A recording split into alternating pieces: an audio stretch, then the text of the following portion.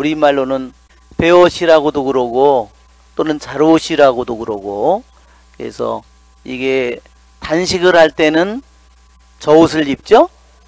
그래서 옛날에 이 사람들이 단식을 할 때는 어디서, 장소는 어디서 하죠? 밑에는 재를 깔고 해요. 요나 예언서에 보면, 요나 3장에 보면, 요나 3장을 한번 여러분 펴보세요. 요나 3장을 보면 요나 3장 5절에 보면 니네베 사람들이 하느님을 믿었다. 단식을 선포하고 가장 높은 사람부터 가장 낮은 사람까지 자루옷을 입었다. 이 소식이 니네베 임금에게 전해지자 그도 왕좌에 서러나 겉옷을 벗고, 즉 왕의 옷을 벗고 자루옷을 입었어요. 그 다음에 잿더미에 앉았다. 그리고 선포하였다. 사람이든 짐승이든 소든 양이든 아무것도 맛보지 마라. 먹지도 말고 마시지도 말라. 이게 회개하고 통회하는 그들의 저기가, 단지 우리는 여기에 그냥 이마에다가 젤을 바르고, 그쵸? 그냥 최고로 편리하게 하는 거예요. 아주 눈만 가리고 하는 거야. 근데 그것도 안 하잖아. 그죠? 한 끼 하라는데 그것도 안 하고, 그죠? 이게 우리가 점점 한편으로 보면 우리들이 영적으로는 2000년 전 3000년 전 사람들에 비해서 훨씬 더 영적으로 약해져 가고 있는 모습을 보여주는 겁니다.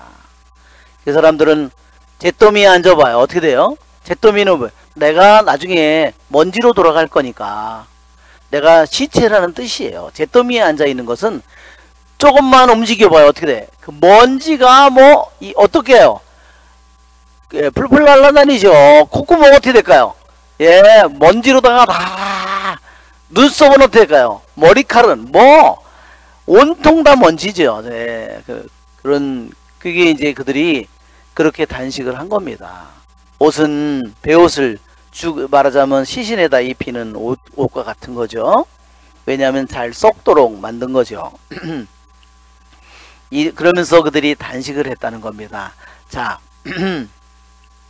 이 왕이 그래서 여기도 보면 그의 왕이 얼마나 처참한 마음으로 정말 얼마나 통회하는 마음으로 비참한 마음으로 여기다가 펼쳐놓고 성전에다 펼쳐놓고 기도를 하고 있습니다.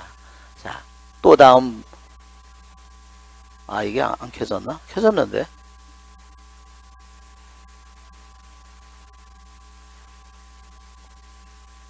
이게 왜 안 되지? 이게 안 넘어가. 거기서 에?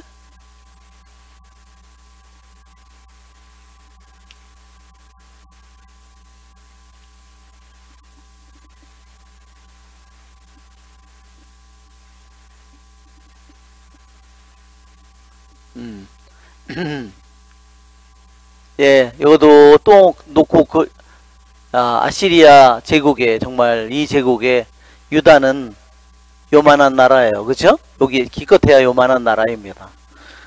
그렇죠? 그리고 이미 이스라엘은 점령당했고 함락당했고 여기에 유다도 다 벌써 46개의 도성이 점령당했고 예루살렘 도성 하나만 남은 거예요. 이제 라기스가 점령당하고 그 다음에 여기 오늘 보면 리브나를 공격하고 있어요. 예루살렘에서 가까운 이제 몇 개 도성이 안 남은 그런 상태에 히즈키야가 그런 상황에 놓여 있는 겁니다. 자, 그들이 다 점령을 하고 북쪽은 저렇게 귀향을 보내고 또 다른 5개의 도성 사람들은 이쪽으로 사마리아로 강제로 이주시켰습니다. 자, 제 편지를 놓고 왕이 그렇게 기도하고 있는 모습입니다. 예. 나중에 결국은 사네립은 자기 아들이 칼로 찔러서 죽었습니다. 성전에서 기도하고 있을 때 니네베의 신전에서 기도하고 있을 때 두 아들이 죽였습니다. 자, 하룻밤에 18만 5천 명이 죽었다고 그랬어요. 거기에 같이 예루살렘에 온 군인은 약 200만 명, 100명, 200만 명이 된다고 그랬어요. 나중에 그런 것은 얘기 나오겠지만 천사가 밤새 저기 보면 낫 같은 걸 들었죠? 죽음의 천사입니다. 어떤 것은 낫을 들었고 어떤 그림에는 칼을 들었습니다. 죽음의 천사죠. 저 칼을 들었습니다. 그래서 여기 보면 여기가 라기스고 이제 리브나가 여기 위에 있는 도성이에요. 이 리브나는 특별한 도성입니다. 리브나는요 유다의 도성 중에서 저거는 레위의 도성이에요. 레위의 도성이라는 건 뭔지 아시죠? 이스라엘 땅에 레위의 도성이 48개가 있습니다. 각 지파에게 레위의 도성이 있었습니다. 레위의 도성은 그 도성에 사는 사람들은 사제와 레위들이 그 도성의 대부분을 이루고 있는 거죠. 그러니까 거기에 있는 사람들은 어때요? 정말로 열성이 대단하고 믿음이 깊은 사람들이 많았다는 뜻입니다.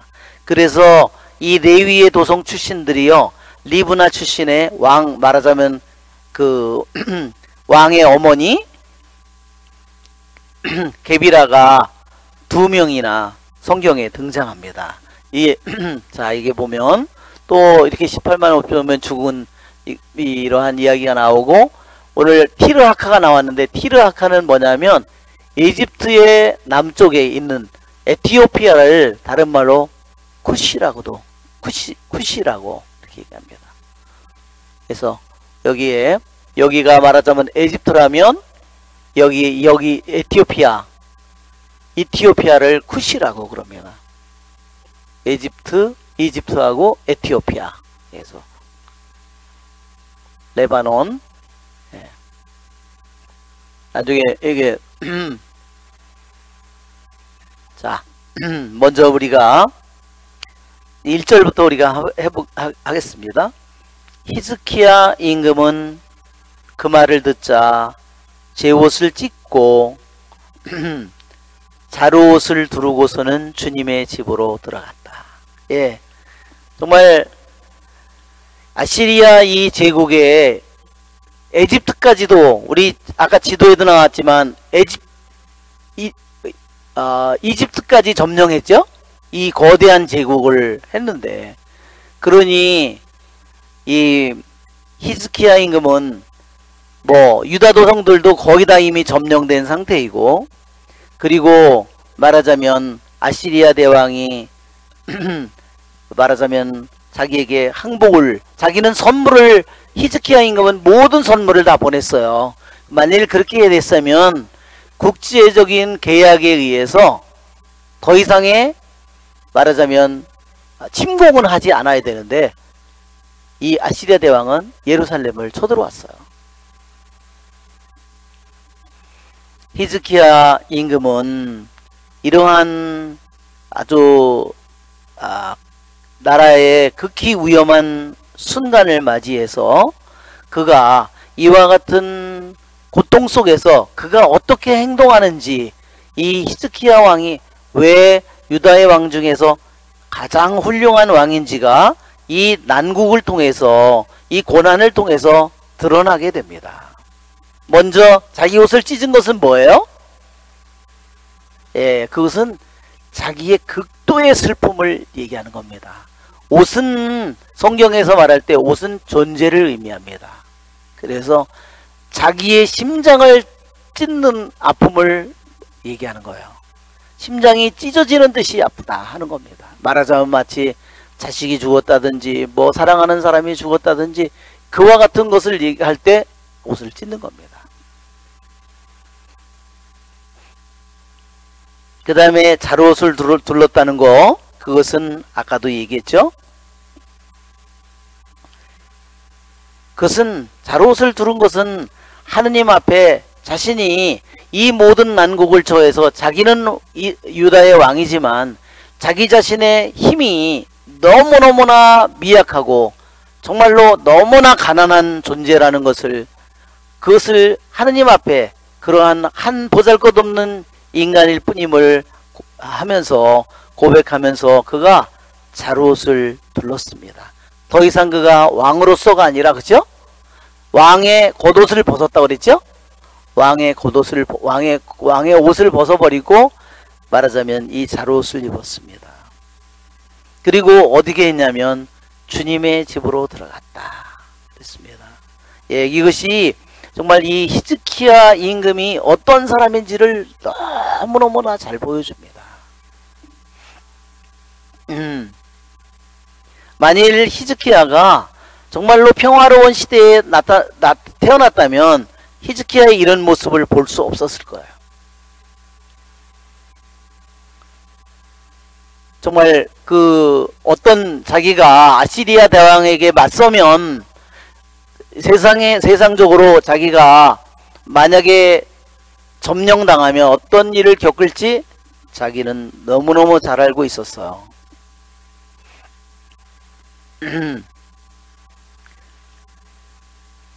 그런데도 그는 무엇보다 주님께 기도하기 위해서 주님의 집으로 들어갔습니다. 그리고 또 한 가지 그가 한 것은 뭐냐면, 자루옷을 두른 똑같은 자기의 궁의 최고의 핵심 3명의 궁궐 관리, 말하자면 총리나 마찬가지, 또 서기관, 또 이 원로 사제를 이사야 예언자에게 보냈다 그랬습니다. 그것은 뭐예요?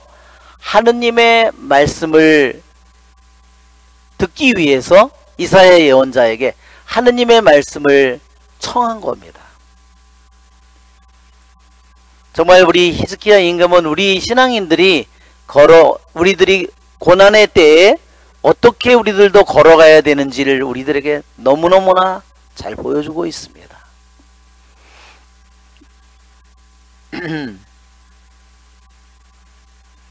이사야 예언자는 어떤 예언자인지 여러분 잘 아시죠? 예. 이사야 예언자는요, 4명의 왕을 거치면서 예언자로서 활동한 사람이에요. 처음에 예언자로서의 소명을 받았을 때 누구의 왕이 죽던 해라 그랬어요? 우찌야 왕이 죽던 해 그랬어요. 우찌야 왕이 어떤 벌을 받았죠? 우찌야 왕이요, 자기가 나라를 너무너무 잘 다스렸어요. 우찌야 왕이 처음에 너무너무 나라를 잘 다스려 가지고요, 무기도 많이 만들고 주위에 있는 팔레스타인이라든지 주위에 있는 나라들을 다 점령하고요, 나라가 아주 강대해졌어요. 항구도 점령하고. 그러다 보니까 우찌야 왕이요, 너무너무 교만해졌어요. 그래가지고 어떤 짓을 했냐면, 우리가 이미 알고 있지만 향을 대사제가 분향을 해야 되는데 자기가 그거를 분향을 하려고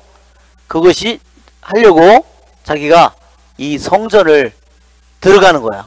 이 성전 자체는 사제 레이 아니면 절대로 들어갈 수가 없어요. 왕이래도 밖에서만 이 코토 안에까지는 들어올 수 있지만, 마당은 들어올 수 있지만 이 안에는 성소 지성소는 못 들어가는데 자기가 직접 분양을 하겠다고 그걸 가지고 들어간 거예요. 그러니까 어떻게 됐겠어요? 어떤 왕도, 다윗이나 솔로몬 왕도 그런 것을 한 적이 없으니까. 그래서 그림에 보면요, 이것은 대사제가 들어가서, 여긴 지성소죠? 계약의 계가 있기 때문에 이게 지성소예요. 그런데 이게 전쟁하는 그 당시의 상황을 좀 느끼게 해주죠. 이게 나중에 사내립이 니스록 신전에 들어가서 기도할 때 두 아들이 창으로 찔러 죽이는 겁니다. 그림이에요.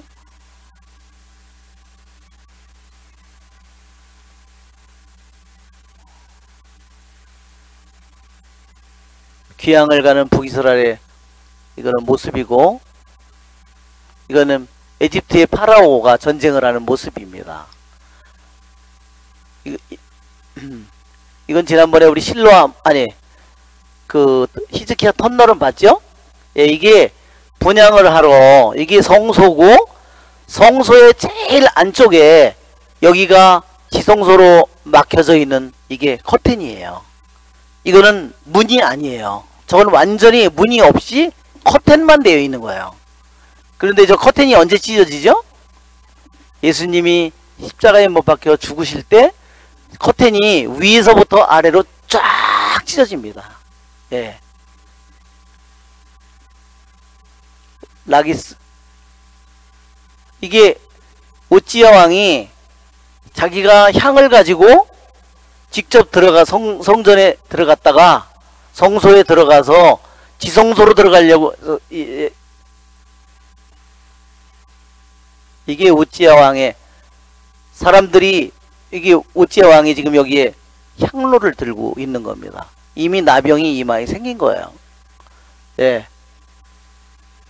이게 지금 왕이 향로를 들고 있잖아요. 그래서 못 들어온다고, 절대로 못 들어온다고. 여기에 이게 지금 향로죠? 예. 이게 지금 향로를 대사제가 뺏으려고 하는 거예요.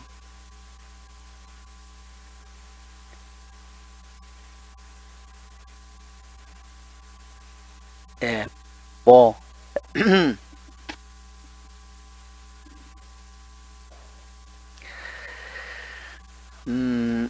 이사야 예언자는 우찌야 왕, 그의 아들 요담, 아하즈, 그 다음에 지금 히즈키야 왕의 때까지 예언자로서 그가 활동을 한 것입니다. 정말 이사야 예언자는요, 구약 성경에서요 가장 교부들이 주석을 많이 한 성경입니다. 왜 그랬을까요?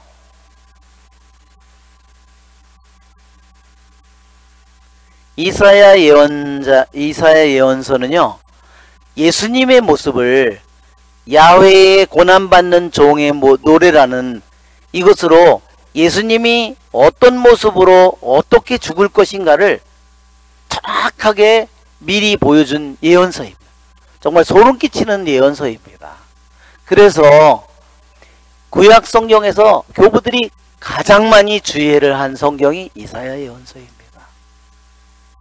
그래서 우리들도 정말 이사야 예언서를 그래서 여러분 자주 우리들이 읽으면 읽을수록 더 이사야 예언자를 통해서 예수님의 모습이 어떻게 이미 600년, 700년 전에 이미 예언이 되어 있는 거지. 기원전 700년 전에 이미 예수님이 어떻게 죽고 어떻게 고난을 당하고 할 모든 것이 거기에 예언되어 있다는 사실을 생각해 보면 정말로 놀라운 일입니다.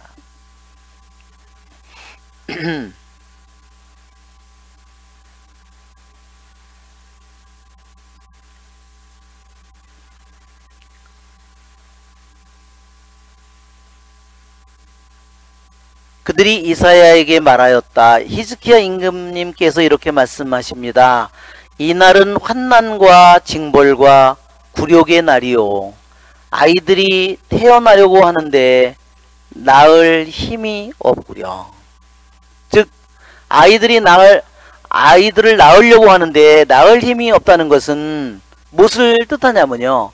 아이가 엄마의 뱃속에서 이제 나와야 되는데 너무의 극도의 고통을 겪고 있어요. 나와야 되는데 못 낳는 거예요. 즉 이스라엘 백성이 어떤 모습이냐, 이 고난의 시기에 이 고난의 터널을 빠져나와야 되는데 고난의 터널을 극도의 고통을 받고 있는데도 이 고통의 터널을 빠져나갈 힘이 없는 거예요. 그죠? 그래서 여기 보면 유대인들이요 아기를 낳을 때 사용한 의자가 있더라고요. 그게 여기 있는 표현입니다. 의자가 아까 그림에 보면 의자가 하나 나왔는데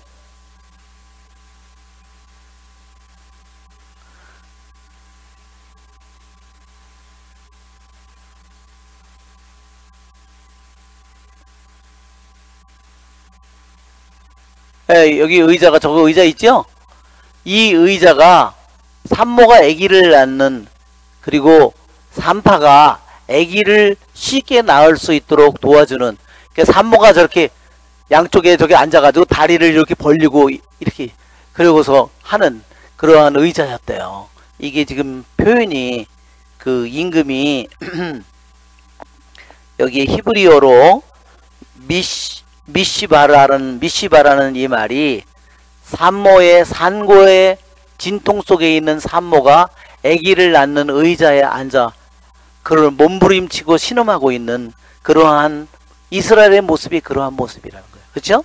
정말 너무나 잘 그러한 그들의 고난을 정말 잘 표현하고 그들의 정말 절망적이고 무능한 정말 이제 어떻게 돼요?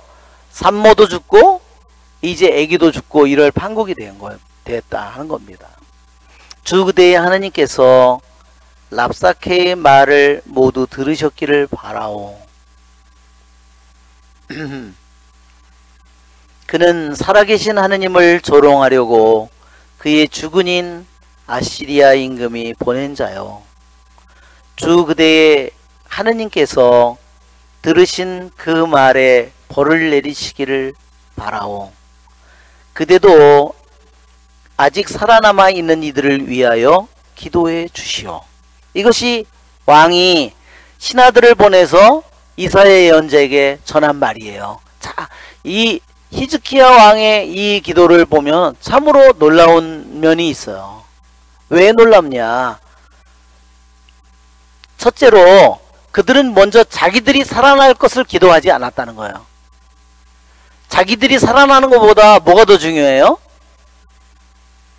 하느님의 이름이 모독을 당한 것에 대해서 더 가슴 아파하고 있다는 겁니다. 이것이 정말로 놀라운 문점이에요. 자기들의 목숨보다 하느님의 이름이 모독당한 것을 더욱더 그들이 옷을 찢고 잘옷을 두른 이유는 바로 자기들의 목숨이 위태로워서라기보다 그것도 분명히 이유가 하나 있지만 그것은 둘째가는 이유라는 거예요.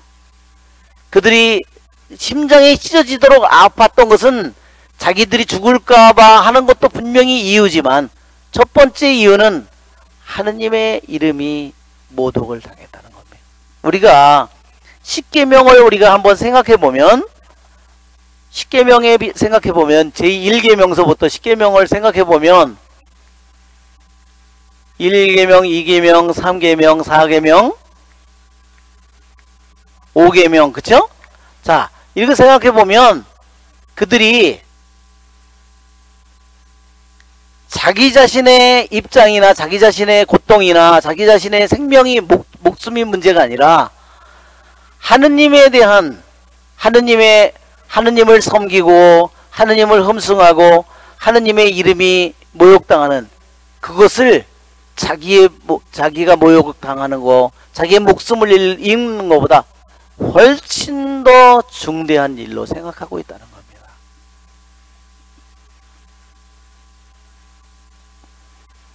이것이 정말로 놀라운 그러한 부분이에요.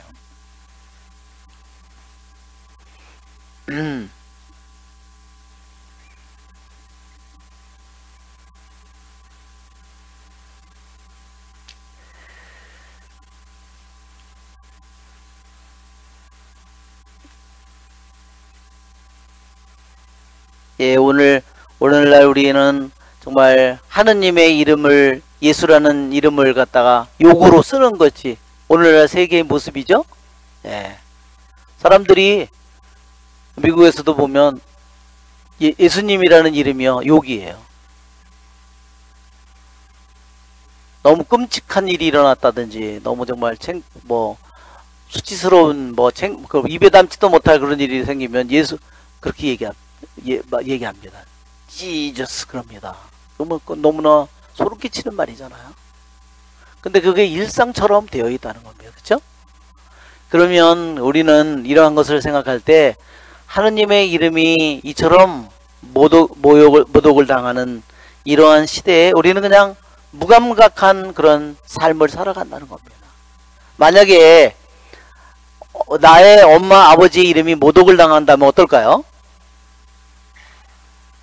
그런데 우리들의 존재를 만드시고 생명을 준 하느님의 존재가 모독을 당하는데도 아무 감각이 없는 것은 우리들이 고쳐져야 될 부분이다. 하느님의 이름이 모독을 당하는 것은 결국 우리들이 그러한 것을 위해서 우리들이 기도해야 된다 하는 겁니다. 여기에 보면 히즈키야 임금이 얼마나 이 모든 일에 하느님의 이름이 모독당한 것에 대해서 자기 심장을 찢는 것처럼 아파한 그 모습이 우리들이 이 성경을 통해서 오늘 또한 우리들이 잘 배워야 될 그러한 부분입니다. 이사야가 그들에게 말하였다. 그대들의 주군께 이렇게 말씀드리시오. 주님께서 이렇게 말씀하십니다. 너는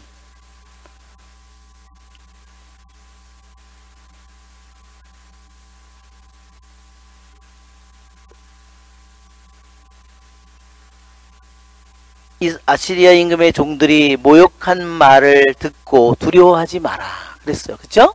두려워하지 말라 그랬어요. 내가 그에게 영을 보내면 그는 뜬 소문을 듣고 자기 나라로 돌아갈 것이다. 예, 여기에 그랬죠? 진정한 사실이 아니에요. 진정한 팩트가 아닌데 영을 보내면 사실과 거짓 정보, 전쟁에 나가면 거짓 정보도 많을 거 아니야. 진짜 정보도 있고. 그런데 이 아시리아 대왕이 그 많은 정보망이 얼마나 많을 거예요. 왕한테 잘못 보고 하면 어떻게 될까, 그 사람은? 그냥 나중에 처형 당하는 거죠. 그런데도 그 아시리아 대왕이 영을 보냈는데, 거짓말하는 영이죠, 이 영은. 그 거짓말하는 영의 소리를 듣고 뜬 소문을 듣고 자기 나라로 돌아가게 될 거다. 그럼 어떻게 돼요? 포위가 풀리게 되죠. 포위가 풀리게 되면 어떻게 해요? 첫째로 식량을 다시 그들이 확보할 수 있는 겁니다. 그리고 나는 그가 자기 나라에서 칼에 맞아 쓰러지게 하겠다. 예, 정말로 수십만 명, 100만 명, 200만 명이 예루살렘을 포위하고 있는 자기네들은 아시리아 임금의 말이요. 역사 기록에 의하면 히즈키야는 새장에 갇힌 새다. 새와 같다 그랬어요. 왜? 정말 이 수십만 대군이 100만 명, 200만 명이 그 예루살렘 성 하나 포위하고 뭐 2중, 3중 정도가 아니죠. 그렇게 그러니 뭐 세장도 그런 세장이 없죠.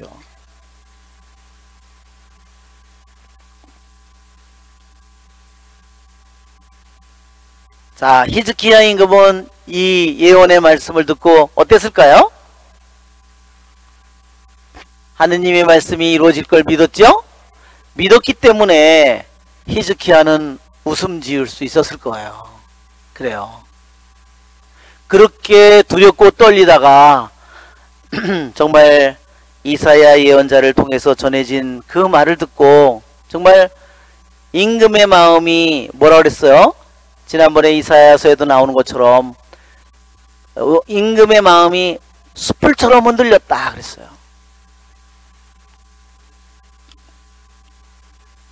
우리가 이사야 예언서를 한번 펴볼까요? 이사야 예언서 7장인가요?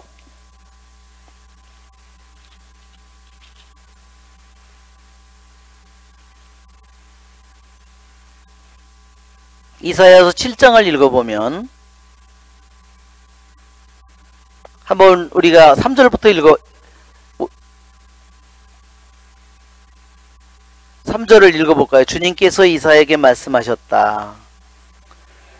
내 아들 스알 야습과 함께 마전장이 밭에 이르는 길가 위 저수지 수로 끝으로 나아가 아하즈를 만나 그에게 말하여라. 이것은 아하즈 왕에게 대한 거예요.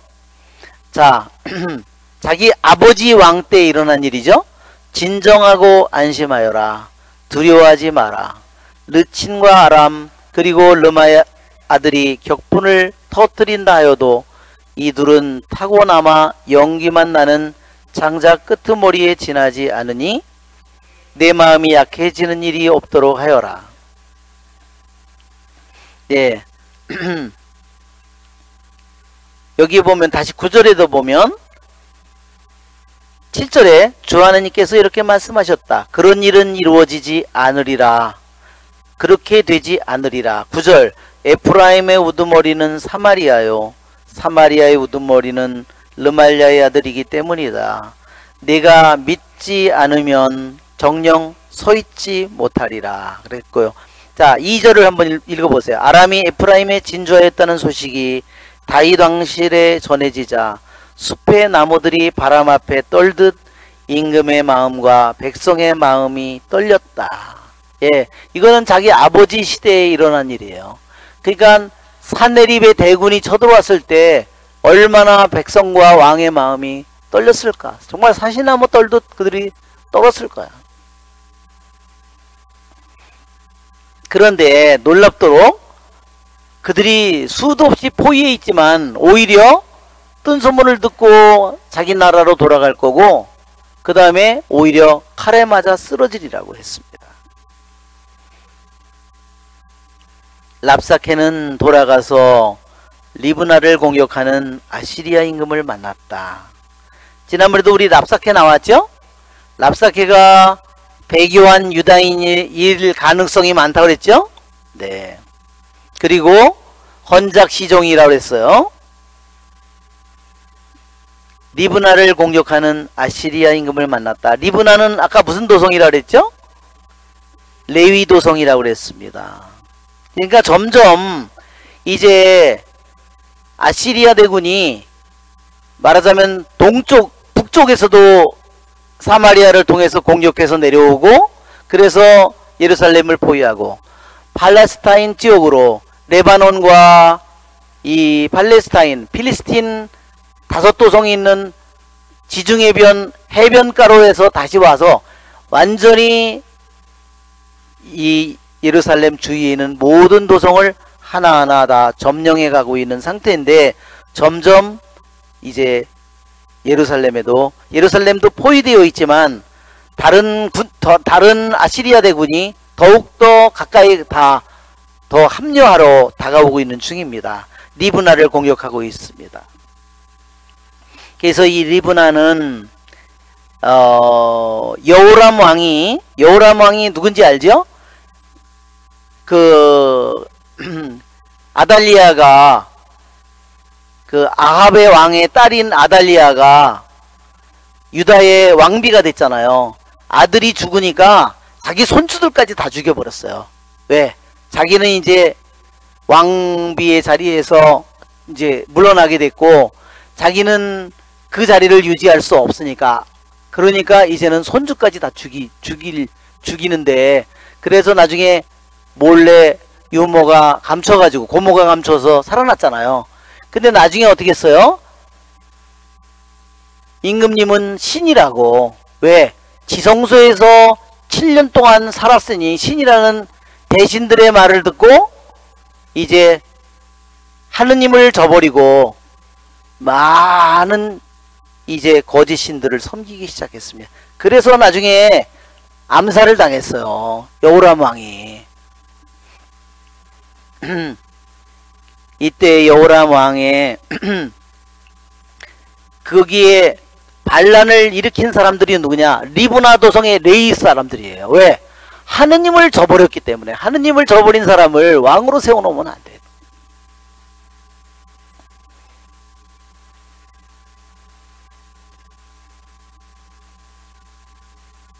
자, 그때 아시리아 임금은 에티오피아 임금 티르하카가 자기와 싸우려고 나왔다는 말을 들었다. 자, 어떤 상황이 됐냐면, 자, 전쟁을 하는데 여기에 보면 아시리아가 저 위에서 해서 지금 이쪽으로 내려와서 대군이 내려와서 여기 예루살렘을 치려고 그러고, 하나는 사마리아를 통해서 내려와서 여기를 포위하고, 한쪽으로 이쪽으로 와서 포위하는데, 에집트 밑에 에티오피아,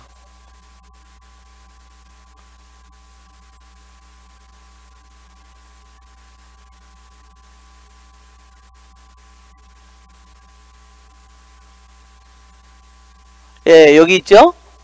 그러니까 여기를 예루살렘을 점령하려고 사방에서 포위하고 공격을 하고 있는데, 이 에티오피아 군대가 자기를 치러 밑에서 올라오니까 어떻게 돼요? 자기가 아주 한편으로 굉장히 상황이 위태로워진 거예요.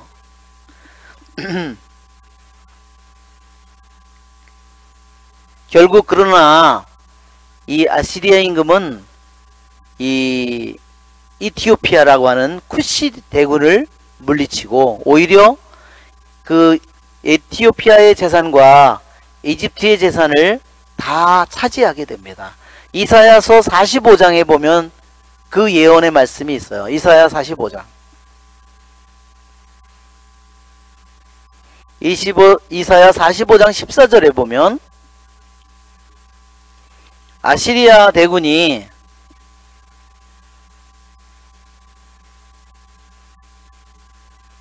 (14절에) 보면 45장 14절 주님께서 이렇게 말씀하신다. 이집트의 재산과 에티오피아의 소득 키 큰 족속 스바인들이 너에게 건너와서 너의 것이 되고 너의 뒤를 따르리라. 예, 이 에티오피아가 임금 티르하카가 아시리아 대왕을 쳤지만 이기지 못하고 오히려 져서 이티오피아 뿐만 아니라 에집트의 모든 것이 아시리아 대군의 것이 되어버렸습니다. 그러니까 잠시 이 아시리아 대왕이 이티오피아나 이집트군과 싸우는 사이에 약간 아마 이 예루살렘이 약간 포위가 느슨해졌을 것 같아요. 다시 아시리아 임금은 히즈키야에게 사신을 보냈어요. 왜? 랍사케가 자기를 찾아왔거든요. 그런데 히즈키야가 굴복을 하지 않겠다고, 그러고 절대로 굴복하지 않겠다는 그러한 소식을 듣고 다시 히즈키야 임금에게 다시 사신을 보냈습니다.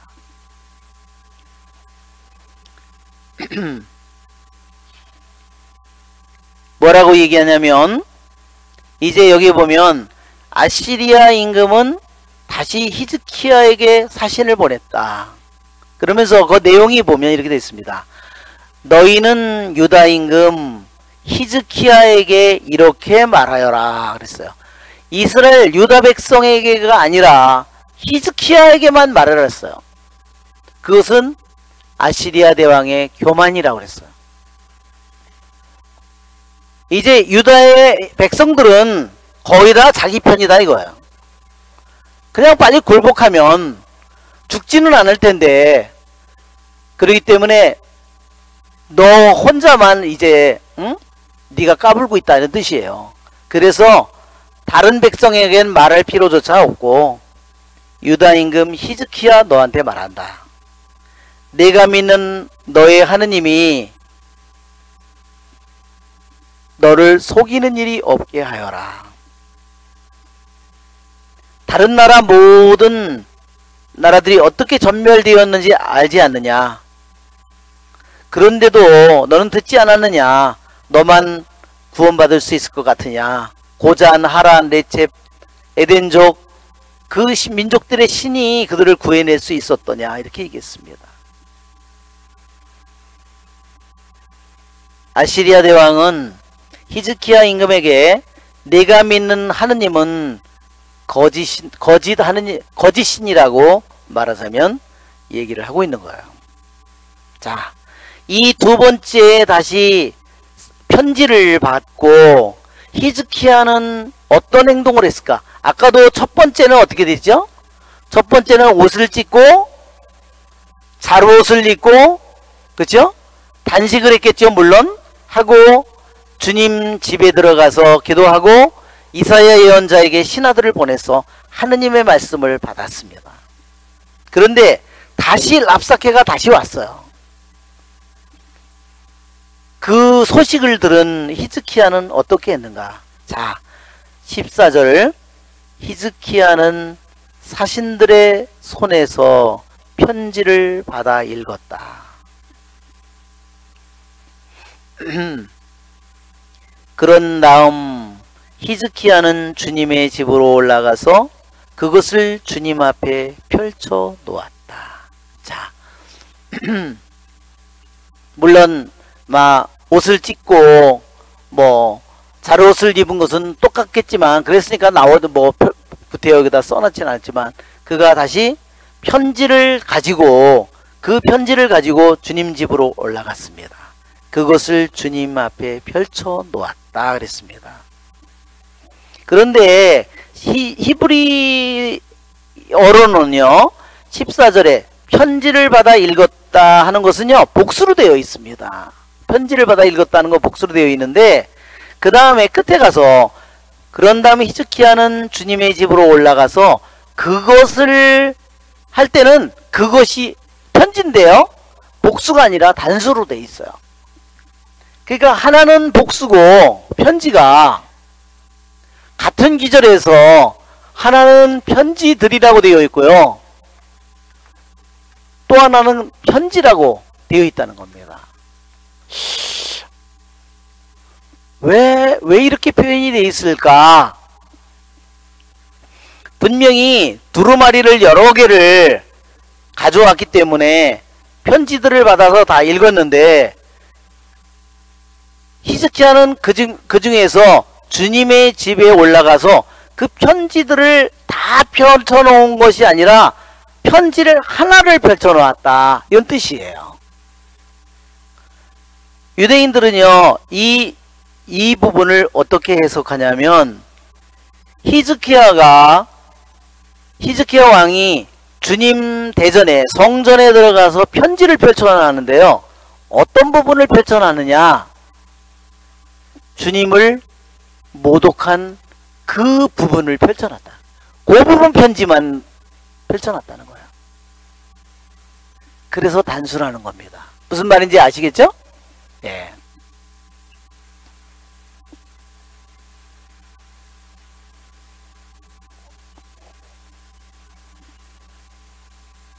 이 부분은 무엇을 의미하냐면, 히즈키야라는 임금은 아시리아 대군이 예루살렘을 포위해서 자기네들이 전체가 멸망하느냐 사느냐 이거보다도 이 히즈키야의 마음을 가장 아프게 하고 가장 고통스럽게 하는 부분은 주님을 모독하는 부분이에요.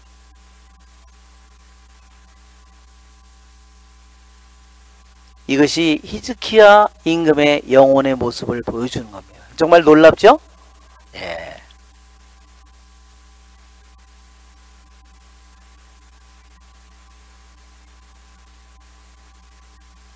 그러니까 히즈키야 이 임금이 자기가 아시리아 대왕에게 받은 편지가 여러 개지만 그 편지 여러 개, 두루마리가 여러 개지만 그 중에서 하느님을 모독하는 단어가 들어있는 그 편지 하나만 딱 펼쳐놨을 때 하느님께서 무슨 뜻인지 그걸 너무너무나 잘 아시겠죠?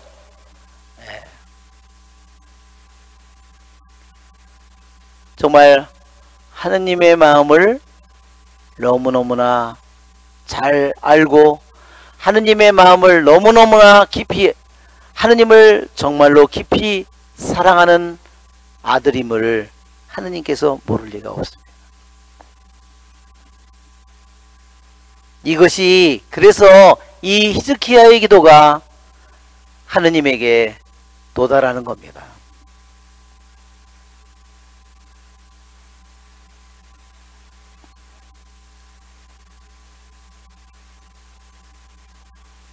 이처럼 기도는 주님이 우리들 자신의 운전대가 돼야 되지.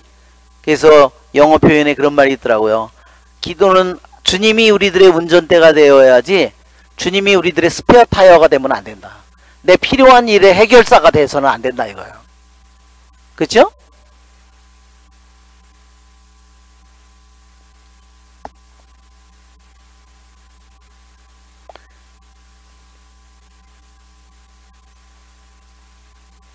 그러니까 우리들 그 기도할 때 그러기 쉽잖아요. 내 자신의 문제나 내 자신의 어떤 것에 더 집중을 하다 보면 주님은 없어져 버리고, 그렇죠? 그 일이 이루어지지 않으면 어떻게 해? 뭐 집어 던지고 뭐 묵주도 집어 던지고 갖다 뭐 성도도 갖다 어떤 사람은 지난번에 보니까 제가 얘기 들은 중에서 한 분은 그러셨대더만 그분은 기도를 뭐 54일 기도인가 뭐 9일 기도인가를 했는데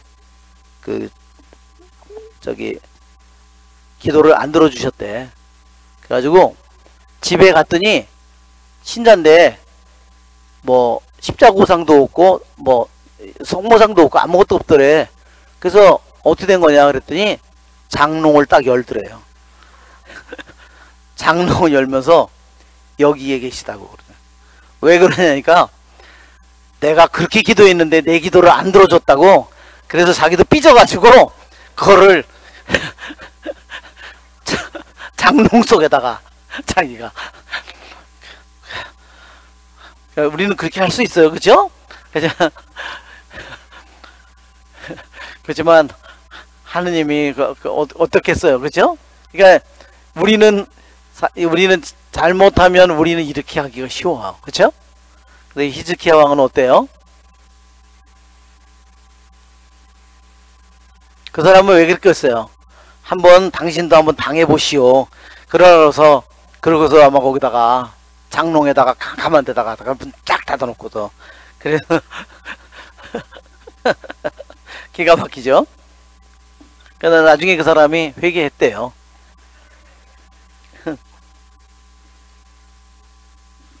예, 그래서 히즈키야의 기도는 정말 왕이지만 왕으로서의 기도라기보다 정말 너무 가난한 영혼의 그러한 기도를 가장 아주 모델이 되는 그런 기도를 우리에게 보여주고 있는데, 그는 유다 백성의 안전보다도 자기는 임금이니까 유다 백성을 안전을 책임 맡고 있는 사람이잖아요.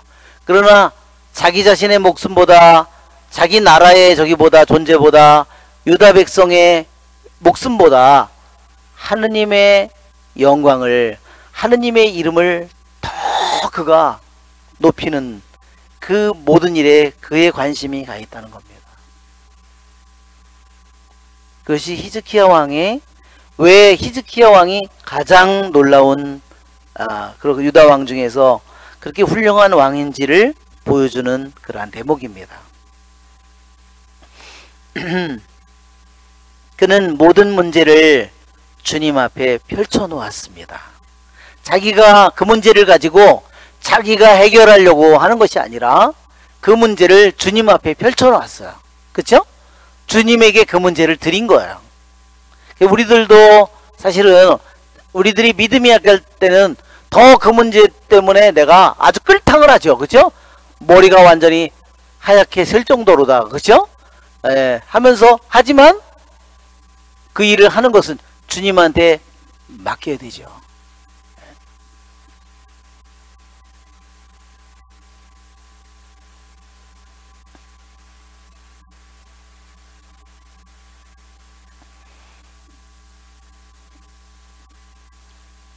우리들도 우리들 자신이 여러 가지 어려운 일을 겪었을 때 그것을 주님께 가지고 올라가서 그것을 주님 앞에 그것을 펼쳐놓고 그 문제를 주님께 말씀드리고 주님께 맡겨야 됩니다. 그렇죠?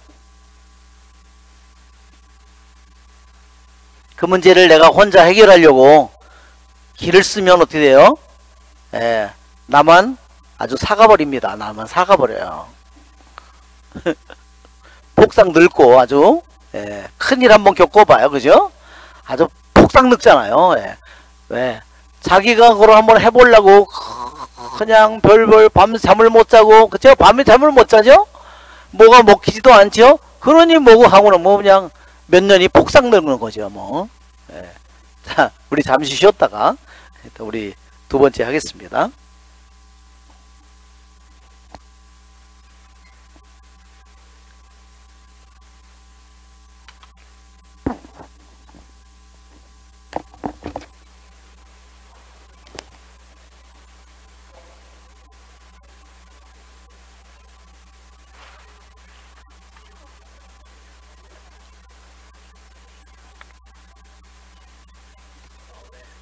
야, 이거 먹으면 이빨 새카매지는 거 아니야?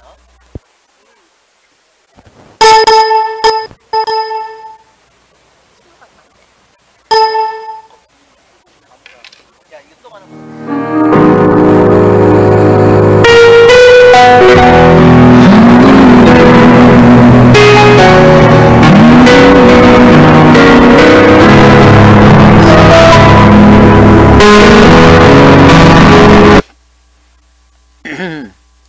히즈키야는 주님께 이렇게 기도하였다. 거룩들 위에 자정하신 주 이스라엘의 하느님, 세상의 모든 왕국 위에 당신 홀로 하느님이십니다. 당신께서는 하늘과 땅을 만드셨습니다. 주님 귀를 기울여 주시고 주님 눈을 뜨고 보아 주십시오. 살아계신 하느님을 조롱하려고 산헤립이 보낸 이 말을 들어보십시오. 히즈키야의 기도, 주님께 바치는 기도는 뭐냐면 주님만이 살아계신 하느님이라는 것을 고백하고 있어요. 첫째, 거룩 위에 자정하신 이스라엘의 하느님. 거룩은 어디에 나오죠? 탈출기에 보면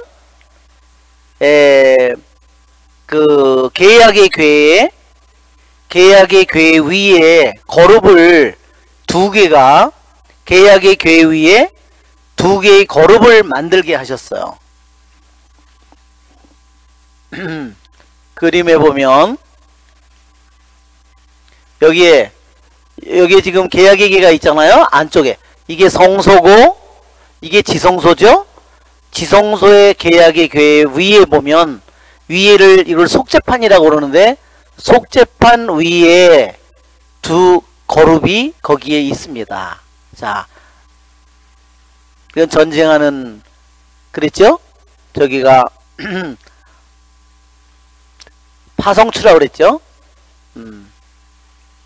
이게 옛날에 전쟁을 할 때는 이렇게 흙을 성을 저렇게 높이 쌓아놨으니까 흙을 계속 쌓고 쌓아가지고서 뭐 몇 개월이 걸리든 그래서 저렇게 그 성을 넘어가는 이런 일을 한 거예요.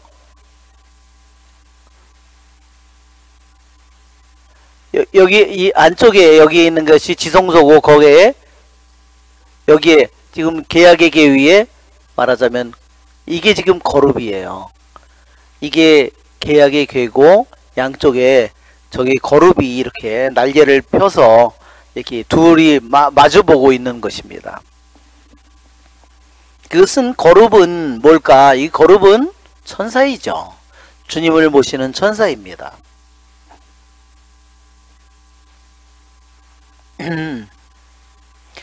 그리고 이 계약의 궤 이거를 계약의 궤라고 그러고 이 위에 판을 속죄판이라고 그랬어요. 속죄판 위에 두 개의 거룹을 만드는데 이 가운데가 무슨 자리냐?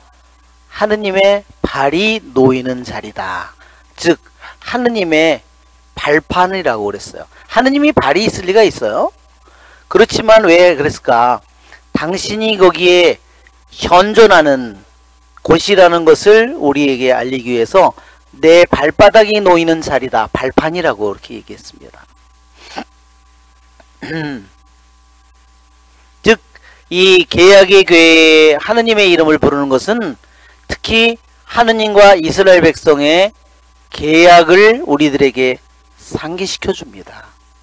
우리 이사야서에 한번 동영상을 한번 볼까요? 이사야 서명사화에 보면 물론 뭐 영어로 되어 있죠. 뭐 이미 이사야서의 6장의 서명사화에 나와 있는 내용입니다. 이사야 6장에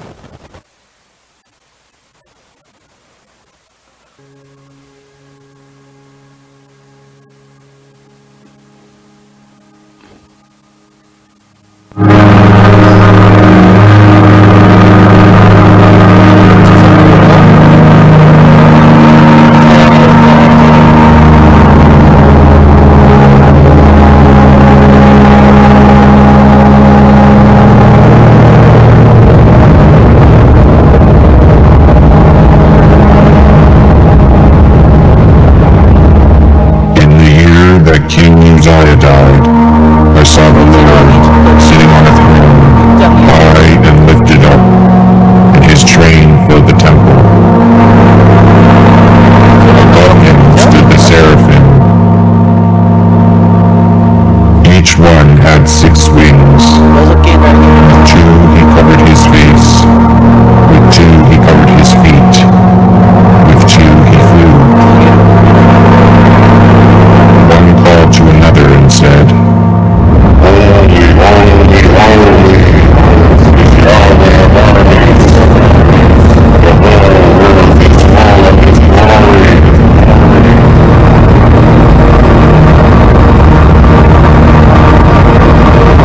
The foundations of the threshold shook, and the voice of him who called, and the house was filled with smoke. Then I said, Woe is me, for I am undone, because I am a man of unclean lips, and I dwell among a people of unclean lips. For my eyes have seen the King, Yahweh of armies. Then one of the seraphim flew to me, having a live coal in his hand. She had taken the tongs from off the altar.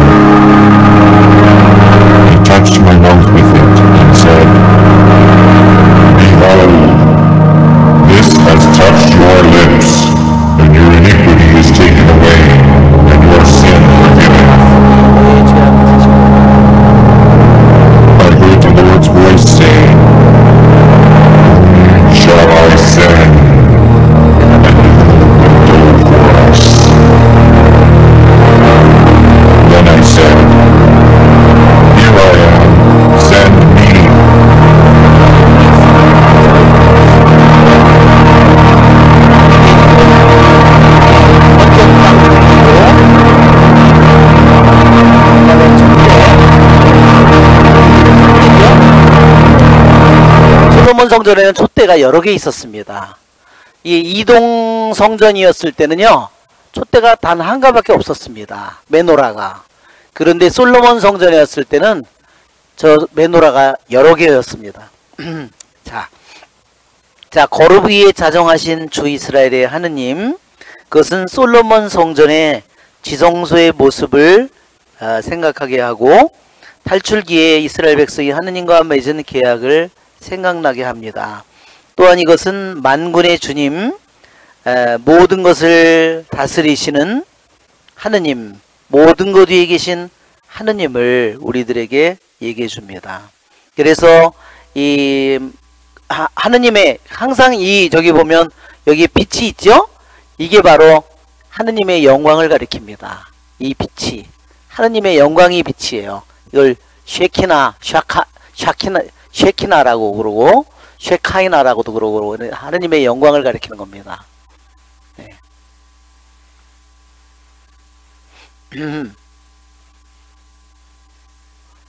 자, 세상의 모든 왕국 위에 당신 홀로 하느님이십니다.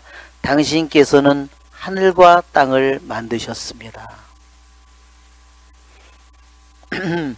즉 히즈키야는 아무리 현재의 자신의 상황에서 보면 아시리아 대왕과 아시리아 제국이 너무 강대한 힘을 가지고 온 세상을 정복했죠. 아무도 당해내지 못했지만, 그러나 아시리아의 왕은 신이 아니라 단지 한 보잘것없는 인간일 뿐이라는 거, 오직 살아계신 하느님은 오직 주님뿐이라고 고백하고 있는 겁니다.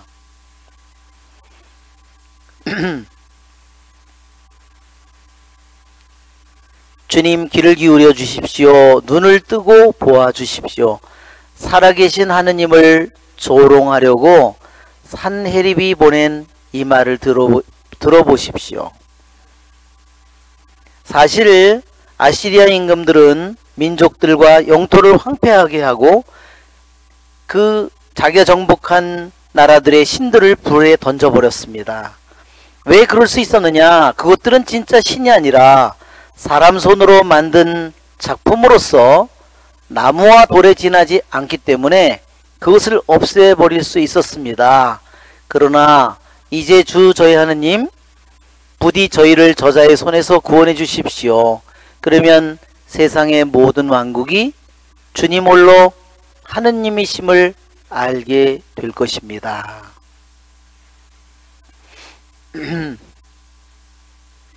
예, 주님만이 살아계신 하느님임을 히즈키야 왕이 이 극도의 고난 속에서 고백하고 있습니다.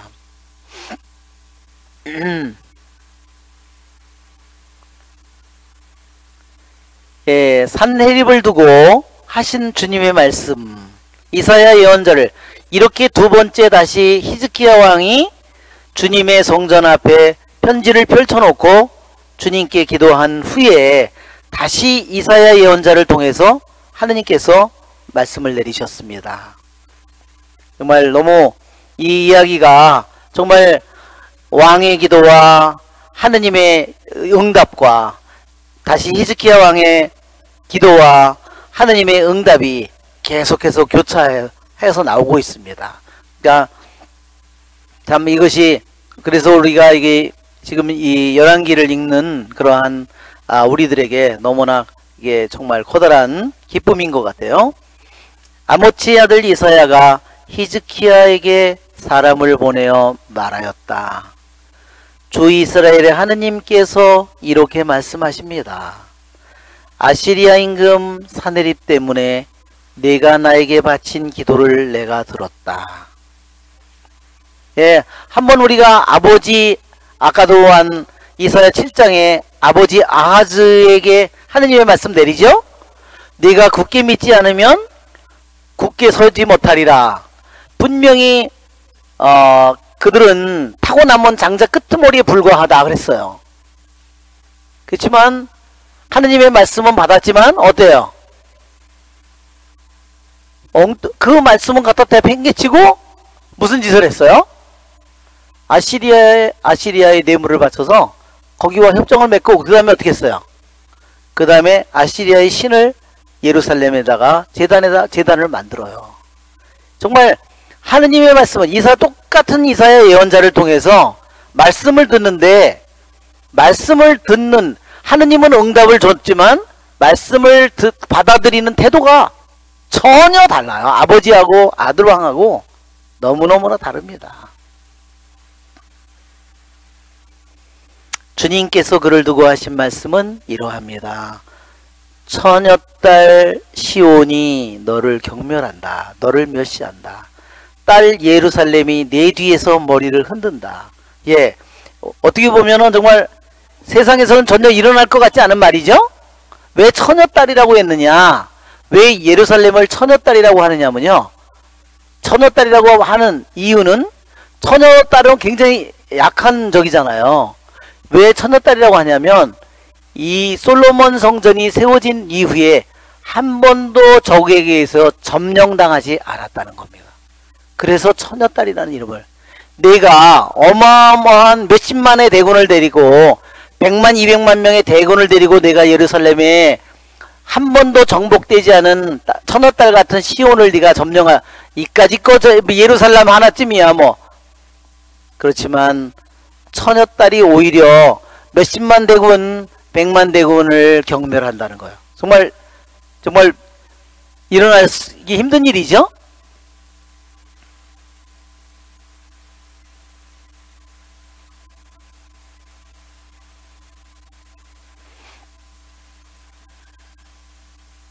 여기에 시온은, 처녀딸은 말하자면 구약의 교회를 또한 가리키는 말입니다. 성전이기도 하지만 이 시온은 바로 시나이 계약으로 이루어진 구약의 교회를 상징하는 겁니다.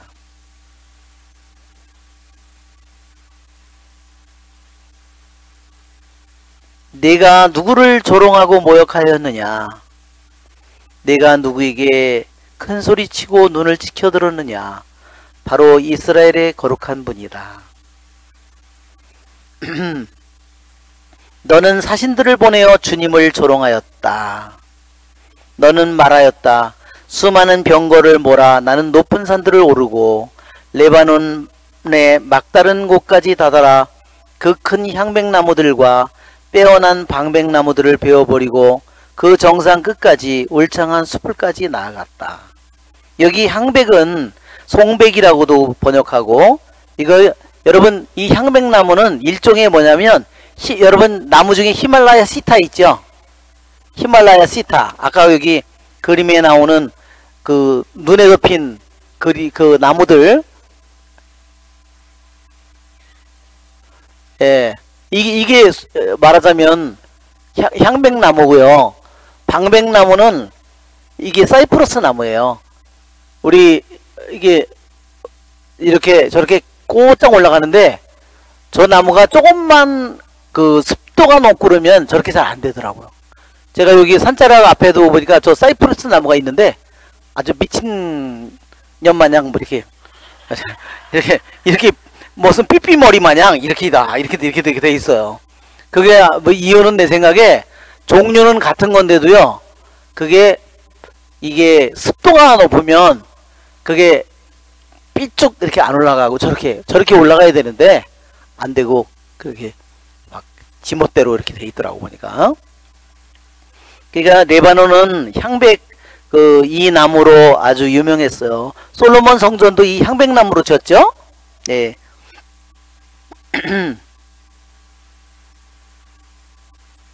그러니까 말하자면 아시리아 대왕은 세상에 가장 높다고 하는 자들의 모든 것을 다 베어버렸어요. 모든 높다고 하는 사람들을 모두 물리쳤어요. 정상 끝까지 울창한 숲을까지 나아갔다. 이 히브리 말로는요, 이 정상 끝 울창한 숲을이요, 뭐를 의미하냐면 이스라엘 땅과 예루살렘 성전을 의미합니다.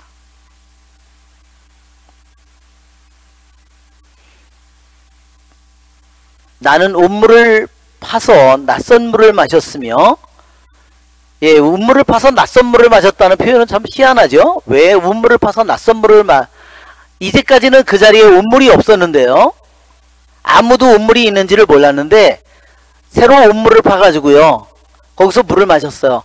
이제까지 그 땅속에 물이 있는지를 몰랐는데, 그 자리에 샘이 있는지를 몰랐는데 새로 운물을 파가지고 물을 마셨기 때문에 그것을 낯선 물이라고, 아무도 모르는 사람, 몰랐던 다른 사람들이 그래서 낯선 물이라는 이런 표현을 썼습니다. 내 발바닥으로 이집트의 모든 강을 말려버렸다. 예, 왜 그러냐면 수많은 그 군대를 데리고, 그쵸? 말을 데리고, 그쵸? 그 뭐 병거를 그래가지고 수많은 뭐 기병, 보병, 칼을 든 병사들을 데리고 가서 정말 모든 물을 마셨기 때문에 이런 표현을 썼습니다. 자, 내가 아시리아 대왕이 나는 이제 세상에 높다고 하는 것들은 모두 다 내가 물리치고 다 죽여버렸는데, 정복했는데 에집트까지도 내가 다 정복했는데 그렇게 자랑을 했다 이거예요. 그러면서 주님이 진짜 주님, 살아계신 주님, 무슨 주님이냐 이렇게 조롱을 했는데 왜 진짜 주님이면 왜 북이스라엘은 왜 망했느냐 이거죠. 이런 논리겠죠. 그렇지만 25절에 주님께서 이렇게 말합니다. 아시리아 대왕에게 하는 말이에요. 너는 듣지 못하였느냐? 내가 오래전에 그것을 결정하고 옛날에 그것을 계획하여 이제 실행에 옮겼음을. 자, 아시리아 대왕, 아시리아 제국에게 말하는 거예요. 내가 그렇게 강력한 군대를 가지고, 강력한 기병을 가지고, 강력한 병거를 가지고 인도에서 에집트까지 그 넓은 지역을 점령했지만, 그러나 그것을 결정한 것은 나였고, 그것을 계획한 것도 나였고, 그것을 실행에 옮겼다. 너를 통해서 실행에 옮긴 것이지 내가 그 모든 것을 이룬 것이 아니라는 겁니다. 그것을 결정하고 계획하고 실행한 것이 하느님이시라는 것을 선언하는 겁니다. 왜? 이사야서 7장을 한번 보세요. 이사야서 아까 7장 봤죠? 이사야서 7장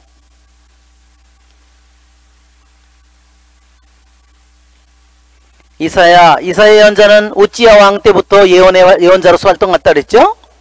그리고 7장은 아버지 아하즈 왕 때 한 말이에요. 7장 4절에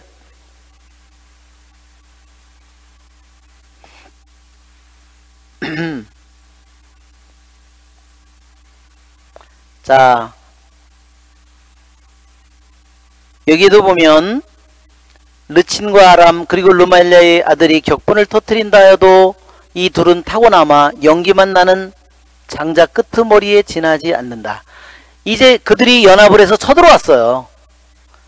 이제 아저는 도저히 그것을 이길 길이 하나도 없는데 주님의 말씀은 뭐냐?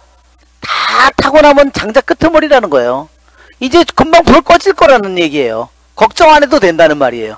누가 그걸 알겠어요.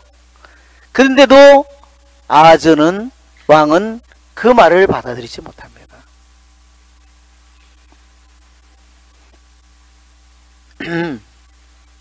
자, 그리고 또한 어디를 보냐면 아모스서 7장을 한번 보세요. 아모스 7장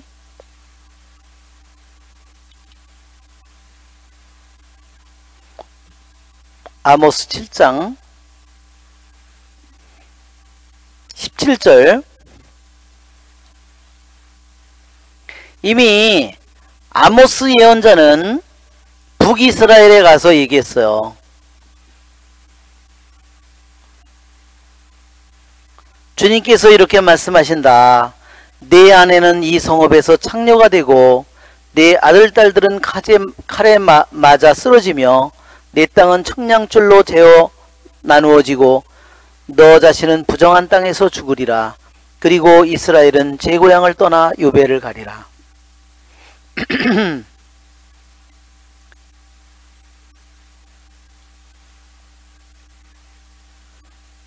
자, 이사야서 다시 10장을 한번 보시면 이사야서 10장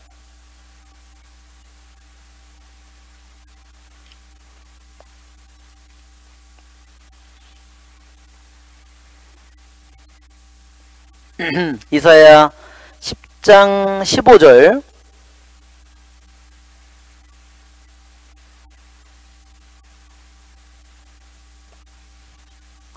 자, 주님께서는 바다의 물목을 말리시고 당신 폭풍에 10장이죠. 10장 15절. 도끼가 도끼질하는 사람에게 뽐낼 수 있느냐, 톱이 톱질하는 사람에게 어스댈 수 있느냐, 몽둥이가 절을 들어 올리는 사람을 휘두르고 막대가 나무도 아닌 사람을 들어 올리려는 것 같지 않느냐. 예, 이제 아시리아 대왕에게 얘기하는 거예요. 너는 내가 사용한 하나의 도구에 불과할 뿐이다 하는 겁니다. 내가 잘못을 저지른 북이스라엘이라든지 거기에 내가 너를 채찍으로 말하자면 도끼로 썼지만 너는 도끼질하는 사람이 아니라 너는 단지 도끼일 뿐이라는 거죠. 너는 톱인데 너는 톱질하는 사람이 아니라 단지 너는 톱일 뿐이다. 막대기질을 하는데 하느님이 너는 막대일 뿐이지 막대를 휘두르는 자가 아니라는 겁니다. 그것을 결정하고 계획하고 실행하는 자는 주님이시라는 것을 얘기합니다. 이미 예언서를 통해서 아모스 이사야 예언자를 통해서 이미 오래전에 70년 이전에 이미 이 모든 말씀을 예언했다는 겁니다.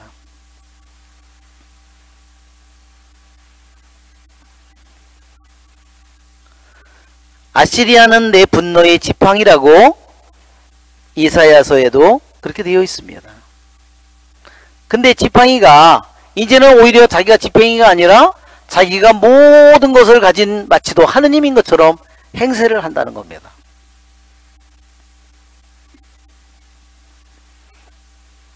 예, 유대인들은 그래서 사네립은 이렇게 말했답니다. 유대인 전승에 의하면 사네립은 나는 예루살렘에 있는 그의 거처, 아래에 있는 그의 거처,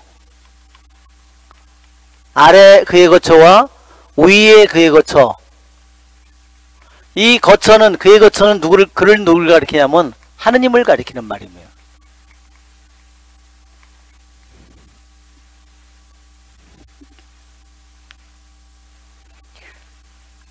이 사네립이 말하기를 나는 저 아래에 있는 하느님의 거처도 없애버리고 위에 있는 하느님의 거처도 없애버리겠다 그랬다는 겁니다.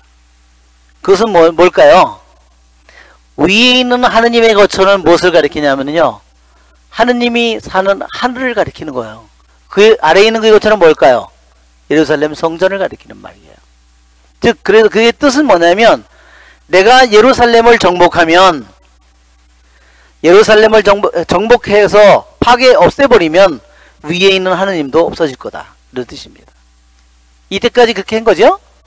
자기가 이때까지 정복한 모든 나라에 자기가 그런 그 땅을 정복하고 그 땅에 있는 신들을 다 불에 태워버리고 그래서 그 신은 없어졌다는 거야. 그래서 예루살렘에도 똑같이 말했다는 겁니다. 나는 아래에 있는 하느님의 거처도 없애버리고 위에 있는 하느님의 거처도 파괴해버리리라. 분명히 그는 예루살렘에 있는 성전을 없애면 하늘에 있는 하느님의 힘도 완전히 없앨 수 있다고 생각한 것이다. 그러니까 하느님이 살아계신 하느님이라고는 전혀 그는 생각하지 못했다는 거죠.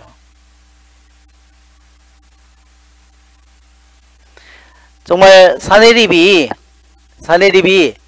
자기가 수십만, 100만, 200만 명의 대군을 데리고 그 유다 성읍 이제 북이스라엘은 완전히 이미 멸망했고 남쪽에 이제 46개의 유대의 도성이 점령당했고 이제 몇 개, 두세 개 남았는데, 그렇죠?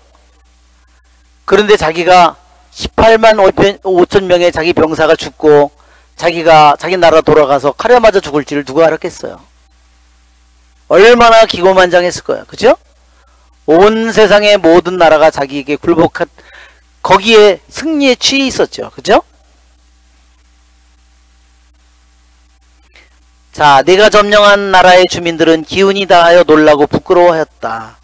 그들은 들의 풀처럼 여린 잔디처럼 자라기도 전에 말라버리는 지붕 위에 잡초처럼 되었다. 그렇지만 나는 내가 서고 앉는 것도 나고 드는 것도 나에게 경로하고 있음도 알고 있다. 그러니까 주님은 뭐예요? 내가 서고 앉는 것은, 하느님은 모든 것을 낱낱이 알고 있다는 뜻이죠. 앉는 것은 뭐를 가리키냐면요, 이것은 전쟁을 어떻게 어느 친구로 어디를 공격하고 어떤 무기로 하고 어떤 것, 그거를 상의하기 위해서 앉아 있는 걸 의미하고요. 드는 것은, 나는 것은 무엇을 뜻하냐면요, 그리고서 나서 그 계획을 세우고 그 계획대로 전쟁을 수행하는 것, 그거를 나는 것이라고 했어요. 앉는 것은 어떠한 전쟁을 어떤 방법으로 할지 그걸 상의하기 위해서 작전을 짜고, 그래서 앉아 있는 거고요. 나가는 것은 뭐냐, 드는 것은 뭐야, 작전을 짜기 위해서 들어오는 거고, 나가는 것은 전쟁을 하기 위해서 전쟁터로 나가는 거예요.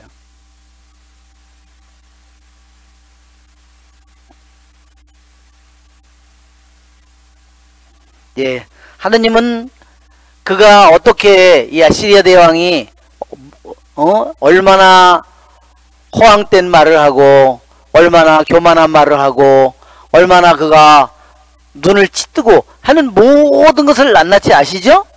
예, 모를 리가 없죠. 그분이 내가 나에게 경로하고 너의 소란이 내 귀에까지 올라왔으니 나는 내 코에 나의 갈고리를 꿰고 내 입술에 나의 재갈을 물려 내가 왔던 그 길로 너를 되돌아가게 하리라. 그게 아시리아 대왕이 맨날 하던 짓이죠. 사람들 맨날 입술에다가 꼭 꽂아가지고 바늘 꽂아가지고 끌고 가고, 그쵸? 코에다가 그 창으로 눈 찔러서 멀게 하고, 그게 아시리아 왕이 맨날 하던 일이잖아요. 근데 내가 그런 모습으로 내가 끌려갈 거라는 거예요. 자, 내 코의 갈고리는 특별히 또 뭐를 가리키냐면요, 이것은 소를 가리키는 겁니다. 소 콧뚜레 이렇게 하잖아요. 그래서 콧뚜레 이렇게 끼워가지고 하는 거예요. 입술에 재갈을 물린 것은요, 대개 뭐를 가리키냐면 이것은 말이나 당나귀나 또는 낙타에다가 이렇게 한대요. 특히 암낙타에게 그런데요. 암낙타. 아마 내 생각에는 이게 그 발정을 할 때 그것 때문에 그런 것 같아요. 막 미친 듯이 날뛰어가지고 그거를 하기 위해서 입안에다가 재갈을 끼워가지고 그걸 코로다가 이렇게 빼냈대요. 그래가지고 그걸로 이제 그거를 잡아다니는 거죠. 이게 이 코로다가 하듯이.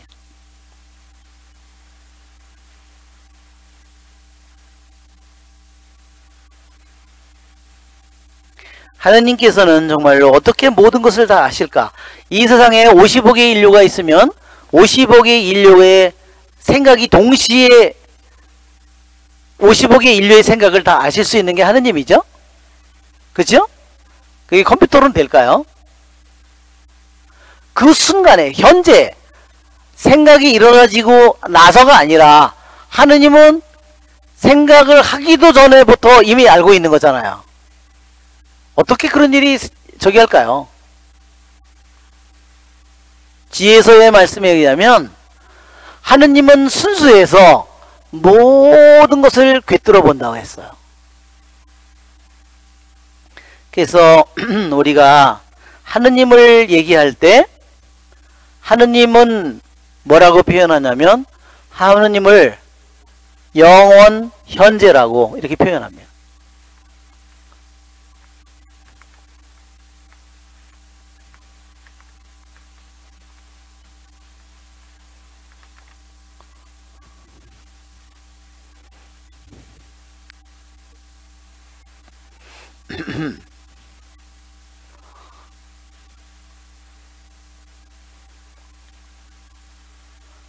하느님은 시간에 의해서 하느님은 제한을 받지 않죠? 아침이라고 저녁이라고 밤이라고 제한을 받지 않죠? 하느님은 시작도 끝도 영원히, 그분은 언제나 영원한 현재 속에 있어. 하느님의 입장에서, 우리의 입장에서가 아니라 하느님의 입장에서 보면 하느님은 영원한 현재입니다. 영원한 현재입니다.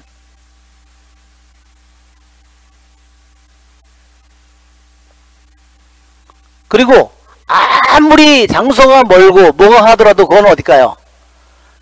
그것은 영원한 현재인 동시에 영원한 여기입니다. 하느님에게 뭔가 먼 게 있고 가까운 게 있을까요? 하느님이 며칠 동안을 비행기를 타고 가야 되거나 시차가 있고 그럴까요? 하느님에게는 모든 것이 바로 지금 이 여기 바로예요. 그러니까 이거를 얘기하자면 지금 바로 여기에요. 바로 지금이고 바로 여기에요. 하느님에게는 그렇습니다.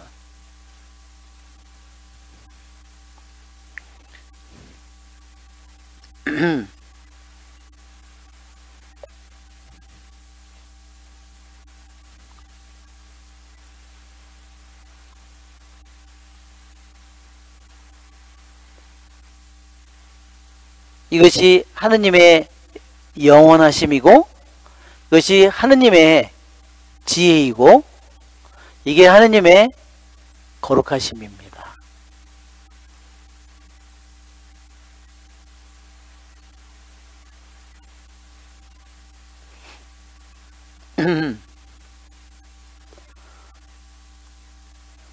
하느님은 모든 것을 다 보시고 또한 하십니다.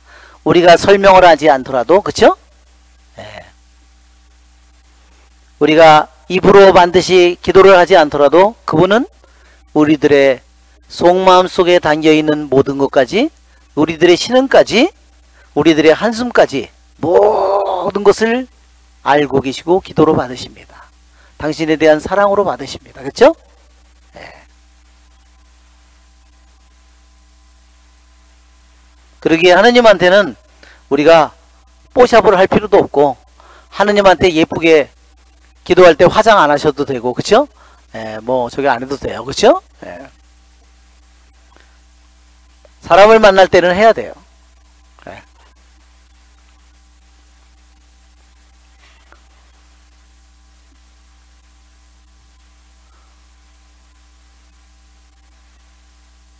너무 하면은 하느님 몰라 볼.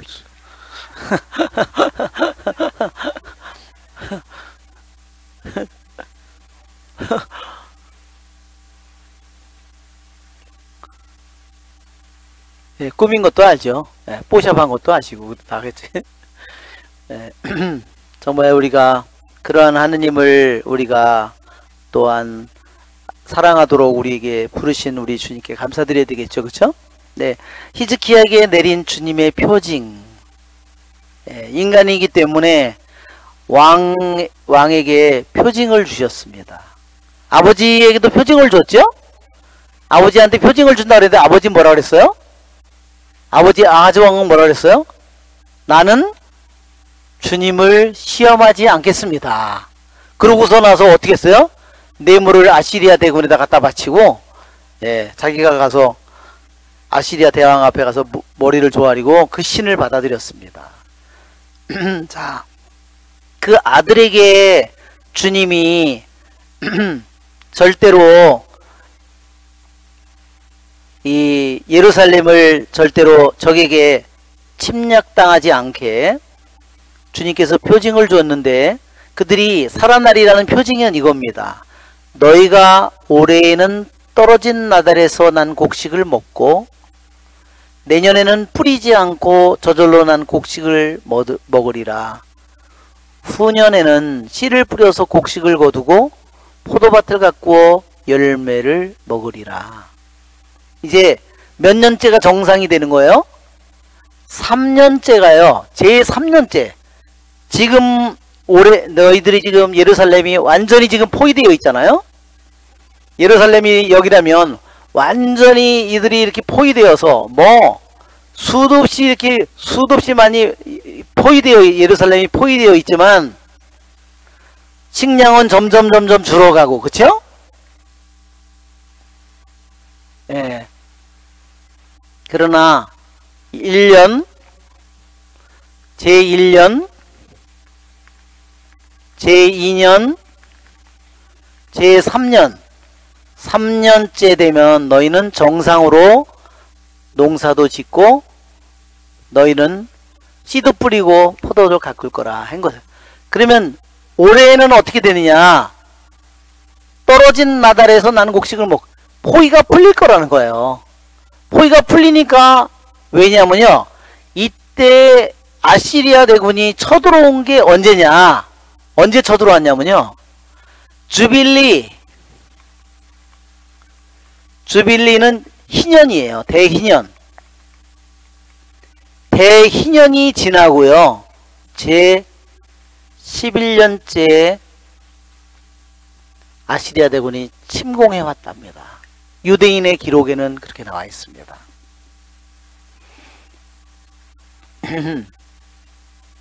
대희년은 몇 년에 한 번 와요? 50년에 오는 겁니다. 7년 곱하기 7년이 7번 계속되고 난 다음에 오는 해. 그래서 77이 49 플러스 2, 그 다음에 오는 해. 그래서 50년째. 제 50년째를 주빌리라고 그럽니다. 대기년은 어떻게 시작된다 그랬어요? 처음 시작이 이렇게 그렇게 뿔나파를 부는 거예요. 그게 램즈 혼이라 그래가지고요. 그게 저기예요.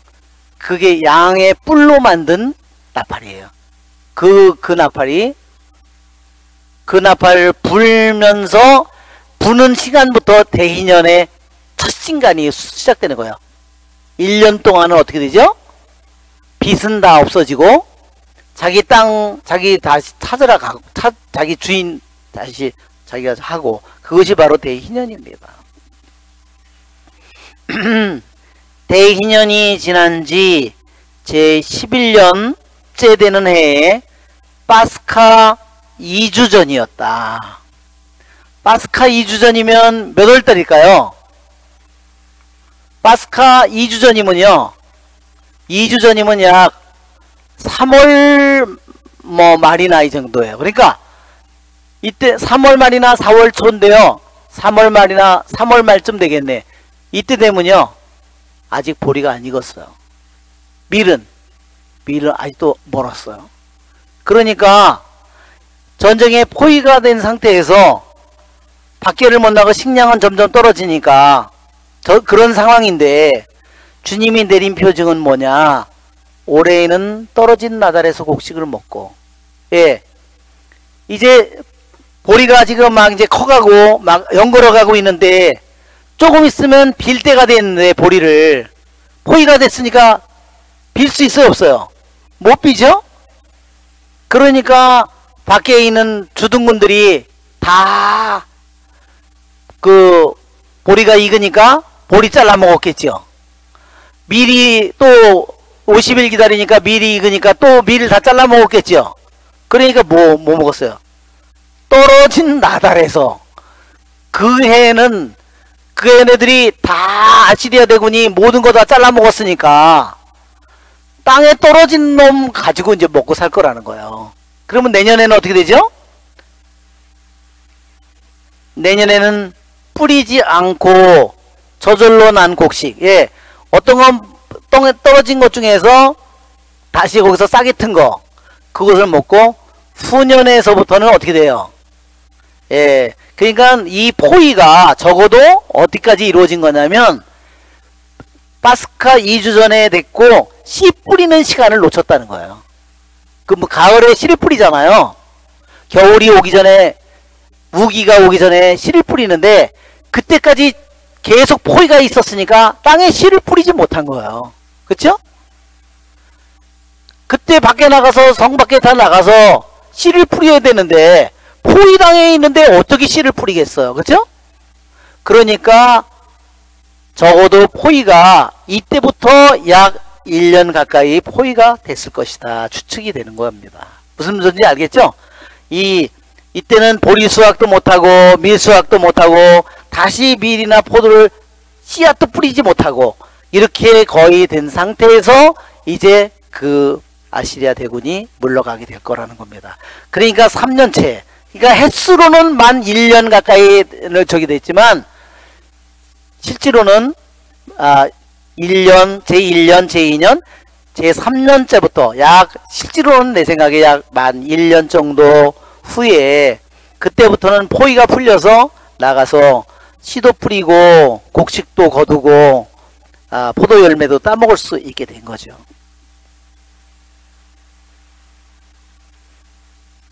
유다 집안에 살아남은 생존자들은 다시 밑으로 뿌리를 내리고 위로 열매를 맺으리니 남은 자들이 예루살렘에서 나오고 생존자들이 시온산에서 나올 것이기 때문이다.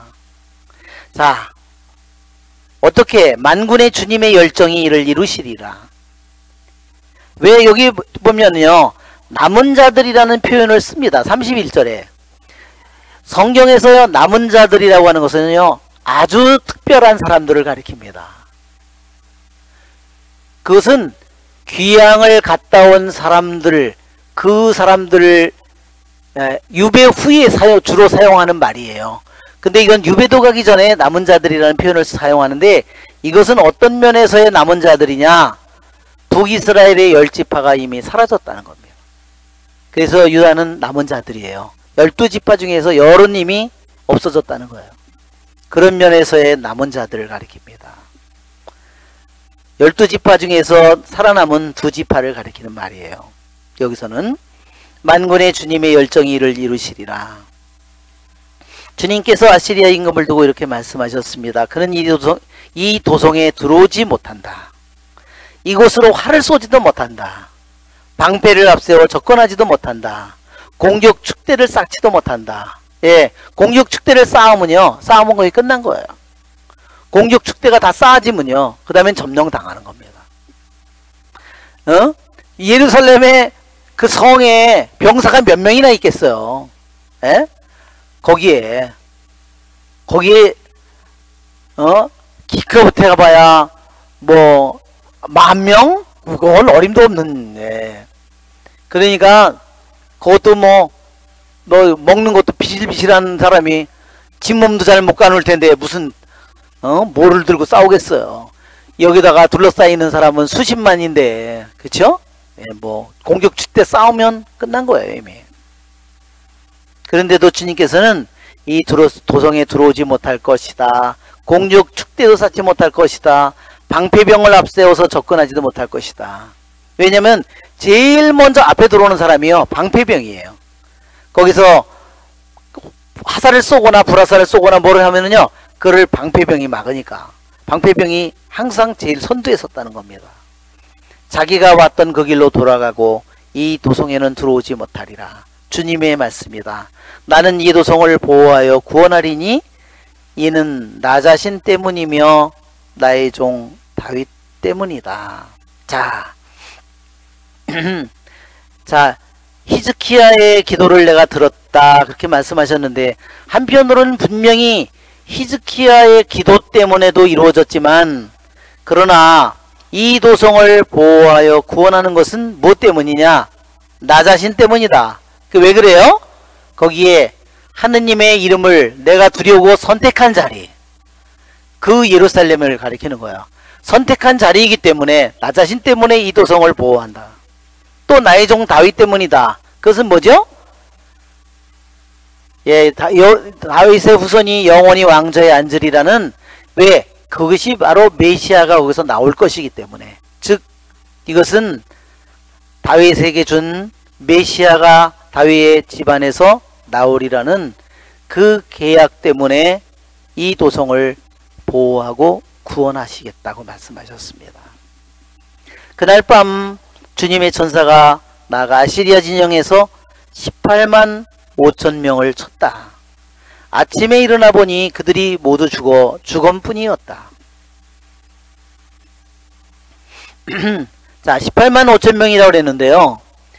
탈무세는 뭐라고 되어 있냐면요.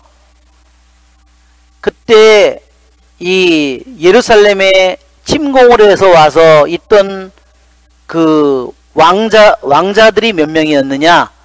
수령만 해도 4만 5천 명이었다. 4만 5천 명의 왕자들과 왕비, 또 그 첩까지도 4만 5천 명이, 왕이 그 자그마한 소왕국의 왕들이죠. 점령한 그 지역, 그 왕들, 왕비, 첩까지 합쳐서 그것만 해도 4만 5천 명이었대요. 그러니까 그 사람들이 뭐예요? 각 자기네 소속된 병사들을 지휘하는 거예요. 그 다음에 전사들이 몇 명이, 갑옷을 입은 전사가 몇만 명이었냐? 8만 명이었다.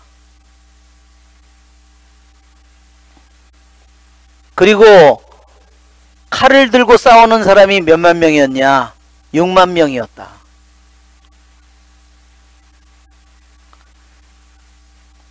그러니까 왕자만, 전쟁을 지휘하는 왕자들만 4만 명이고 왕비가 첩까지 4만 5천 명이면 글쎄 10분의 1만 따져도요 4천 명이야. 4천 명에다가 최소 단위가 2천 명이라 그랬거든요. 4천 명에다가 최소 단위가 4천 명에다가 최소 단위가 2천 명이면 도대체가 일시, 100, 1000, 만, 10만, 80만이에요. 80만.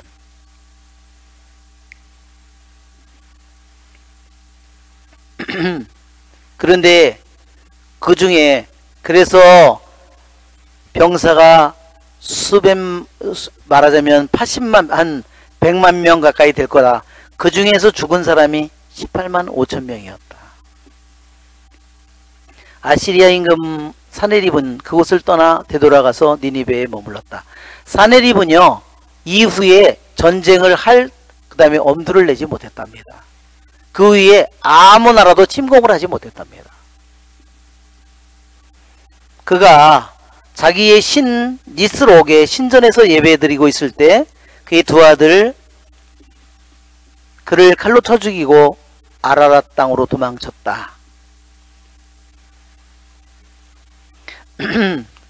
왜 사네립이 현자들에게 물었답니다. 유대인은 어떤 공로가 있길래 이 많은 자기네들의 대군이 쳐들어갔는데 어떻게 해서 하느님께서 그들을 이 많은 대군에서 구해냈느냐, 그리고 자기네 그 대군을 어떻게 초토화시켰느냐. 현자들이 대답하기를 분명히 이스라엘의 선조 아브라함이 자기 아들을 번제물로 바쳤기 때문입니다. 이렇게 아시리아 사네립에게 얘기했다는 겁니다. 현자들이. 그러자 사네립이 하는 말이 그렇다면 내 두 아들을 나도 제물로 바쳐야지. 아들들이 이 말을 듣고 아버지를 죽였다는 겁니다. 왜냐면 자기가 죽을 차례. 그렇죠? 아버지는 전쟁에 그렇게 엄청난 전쟁을 하고 와서 결국은 뭐예요? 자기들을 죽이고 책임을 넘기려고 하는 거 아니에요. 그렇죠? 네. 되게 웃기죠? 네. 이 역사 기록에 의하면요, 그 역사 기록에는 요세푸스가 기록한 역사 기록이 있고, 또 헤로도투스라고 고대사를 쓴 헤롯 역사의 아버지라고 하는 헤로도투스가 쓴 기록에 의하면 언제 왜 이런 일이 벌어졌느냐, 이것은 일종의 전염병이라고도 이렇게 기록이 되어 있습니다.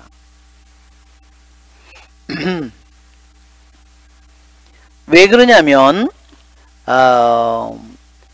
요세푸스, 유대인 고대사를 기록한 요세푸스는 베로수스라는 바빌론 역사가를 아주 유명한 바빌론 역사가를 이용했는데, 이 아시리아 대군이 에티오피아와 전쟁을 하기 위해서 에티오피아에 갔을 때 거기에 들쥐들이 너무너무 많았다는 겁니다.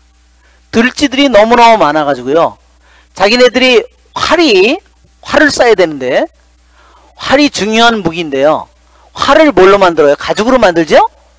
그 들쥐들이 어느 날 떼거지들이 수없이 많은 들쥐들이 나타나서 그 가죽을 다 갉아먹었답니다.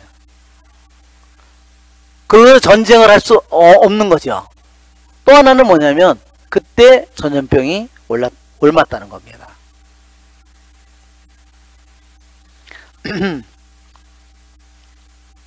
이것이 바로 이 요세푸스의 기록에 나와 있는 거고, 그 다음에 헤로도투스도 그러한 얘기를 기록했습니다.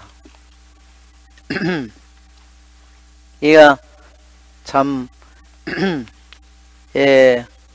헤로도투스도 얘기하기를, 이렇게 들쥐들이 모든 무기에 가죽을 다 쏟아먹었다. 또 하나는 아까도 얘기한 것처럼 베로수스라는 이 바빌론 역사가는 그때 들쥐에 의해서 페스트병이 그들에게 옮았다. 이러한 두 가지 기록이 있습니다. 결국은 아시리아 대군은 자기들의 무기와 강력한 군대와 기병과 이 모든 것을 믿었지만, 이스라엘은 그만한 군대도 기병도 무기도 없었지만 누가 있었어요? 살아계신 하느님이 있었습니다. 영광이 성부와 성자와 성령께 이제와 항상 영원히 아멘. 성부와 성자 성령의 이름으로 아멘. 예, 수고하셨습니다.